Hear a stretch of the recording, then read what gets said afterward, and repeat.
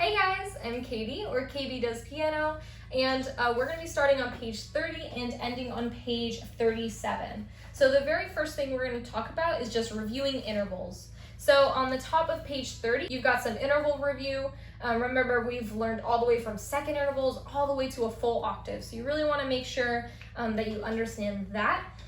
There's a song on page 30 which is all about octaves. So basically what you want to do is you want to get your hand in a position to play an octave and then keep your hand really stiff, and then you're going to move up the piano to play a scale in octaves. And then we've got a minuet in F, which is an A-B form or a binary form song. So you're going to play the A section, repeat it, then play the B section and repeat it again, and that's the end. It is in the key of F major, so make sure you have those B flats. And then if you turn the page, we've got a song that is exploring the key of A minor. So if you remember, A minor looks the exact same as C major. It's just a sad sounding song and it starts on A instead of a happy sounding C major song. So this one actually has a really interesting topic called Dsl Coda. So if you remember correctly, we did Dsl fine. So DS just means you go back to the seg note instead of back to the beginning, which is DC.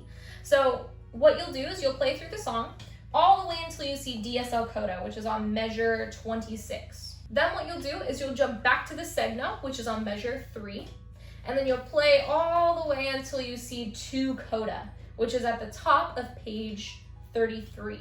And then you'll jump to the coda, and then you'll play through till the end. So this is a really cool song, which means that I really want you guys to get comfortable with this. So make sure you check out my playlist to hear how it's supposed to sound.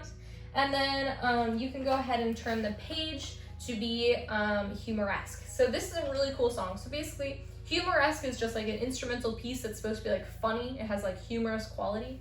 And then Ostinato is what we call a musical pattern that's repeated over and over again. So that's what your left hand is doing. Is it's just repeating the same exact pattern over and over again for the entire song. So that means you want to get really comfortable with your left hand so that you don't even have to pay attention to it, right? You only have to pay attention to your right hand. So in this song, it looks like we are in the key of D major, which means you need to make sure you've got that F sharp and that C sharp. And then you do have a Dsl Coda, so you'll play all the way until you see that, jump back to the seg note, play all the way until you see 2 coda, and then jump to the coda and finish the song. And then you can go ahead and turn the page one more time to finish up this lesson.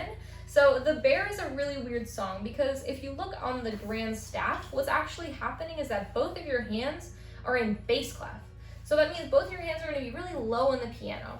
This song is in a really weird key. I think it's supposed to be in A minor, but it doesn't really sound like it. You'll hear it when you check it out on my playlist. It's a weird song for sure. It's got a lot of clashing tones, so don't expect it to sound pretty, but I highly recommend that you go check out my playlist so that you know what it's supposed to sound like. The other songs are in there as well, so you can check them out. But basically, this is just more review, just exploring different concepts in piano for you to get used to. It's a lot of intervals and octaves and things like that, and exploring minor versus major scales. But that's it for this lesson, so I'll see you guys next time for when we are almost done with 3B. Bye guys!